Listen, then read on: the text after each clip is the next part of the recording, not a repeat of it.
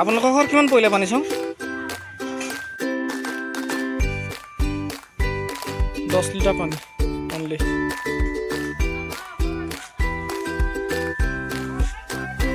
বহুত আশা কৰে কিন্তু পানীৰ কাৰণে এয়ে আছে 10 লিটাৰ পানী দৃশ্য মই পিছত দেখাম আৰু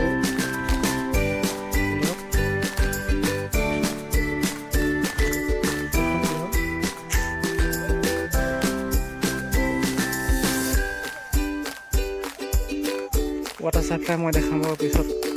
এই ইমানেই চিয়াকক ভিডিঅ'টো চব পানী